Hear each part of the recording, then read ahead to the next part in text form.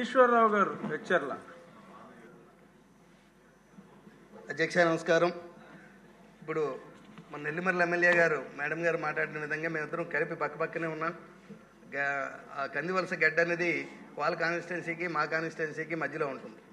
అవతల వైపు pharmaceutical companies ఉన్నాయి, యువతల వైపు కూడా ఫార్మాన్యూటికల్ కంపెనీస్ ఉన్నాయి. హెచ్ఎల్ నియోజకవర్గం రణస్థల మండలంలో అయితే సుమారు 10-15 ఫార్మాన్యూటికల్ కంపెనీస్ పెద్దవి చెప్పుకోదగ్గవి ఉన్నాయి సార్.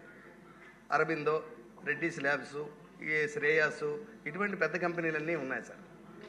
ఈ కంపెనీలన్నీ 20-30 సంవత్సరాల క్రితం శ్రీకాకుళం జిల్లా బ్యాక్వర్డ్ జిల్లా అని చెప్పి ఇక్కడ డెవలప్మెంట్ కోసమని వచ్చినవి. ఇక్కడ సుమారు ఎకరా 3,000-5,000 రూపాయలకి కూడా కొన్ని ఎకరాలు కొన్ని అక్కడ ప్లాంట్లు పెట్టారు అధ్యక్ష. ఆ సమయంలో ఏదో ఉద్యోగాలు ఇస్తారు కదా, మన భూములు ఇచ్చేద్దాం, ఉద్యోగాలు వస్తాయి మన పిల్లలకి, భూములు పంటలు పండట్లేదు అనే ఉద్దేశంతో అప్పుడు అందరూ కూడా ఆ భూములు త్యాగం చేశారు అధ్యక్ష. ఇప్పుడు సుమారు 25,000 నుంచి 30,000 మంది ఒక్క రణస్థలం ఉన్న ఫార్మాన్యూటికల్ కంపెనీస్లోనే 30,000 మంది వరకు పనిచేస్తున్నారు అధ్యక్ష. ఇందులో కెమిస్టులు ఉంటారు, అన్స్కిల్ లేబర్ కూడా ఉంటారు అధ్యక్ష. ఈ కంపెనీలు ఉన్నాయని చెప్పి గత 10 సంవత్సరాల నుంచి మా నియోజకవర్గంలో ప్రతి ఇంటికి ఒకరిద్దరు బీఎస్సీ చదివిన స్టూడెంట్లు ఉన్నారు అధ్యక్ష. కానీ ఎవరికి కూడా లోకల్గా ఉద్యోగాలు ఇవ్వట్లేదు. అడిగితే ఇక్కడ చదువుకున్న పిల్లలకి ఎవరికి కూడా సబ్జెక్ట్ లేదు, మేము ఉద్యోగాలు ఇవ్వలేమని చెప్పి విజయవాడ, హైదరాబాద్ ఎక్కడెక్కడి నుంచో దూర ప్రాంతాల నుంచి వాళ్ళు రిక్రూట్ చేసుకుని తెచ్చుకుంటున్నారు అధ్యక్ష.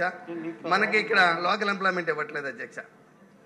ఈరోజు మేము ఎంత ప్రయత్నించినప్పటికీ కూడా మేమేమడుగుతున్నామంటే కంపెనీలతోని, నేను శాసనసభ్యునిగా ఎన్నికైన తర్వాత కంపెనీ మేనేజ్మెంట్లతో నేను రిక్వెస్ట్ చేసింది ఏంటంటే ట్రైనింగ్ సెంటర్లు పెట్టండి.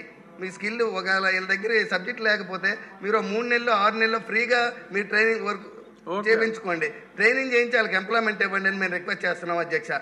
అలాగే స్కిల్ డెవలప్మెంట్ అంటే ఫార్మాన్యూటికల్ కంపెనీస్ ఎక్కువగా ఉన్నాయి అధ్యక్ష. 2 నిమిషాలు ఇవ్వండి అధ్యక్ష.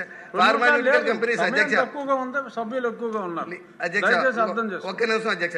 ఇదే మేడం ఇందాక చెప్పినట్టు ఈ ఫార్మాన్యూటికల్ కంపెనీలు వ్యర్థాలన్నీ కూడా సముద్రంలో వదిలేయటం వలన అక్కడ ఉన్నటువంటి మత్స్యకారులు ఉన్నారు అధ్యక్ష. సుమారు మా నియోజకవర్గంలో 15,000 మంది మత్స్యకారులు ఉన్నారు అధ్యక్ష.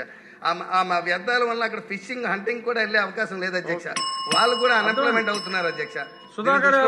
కోరుతున్నాను.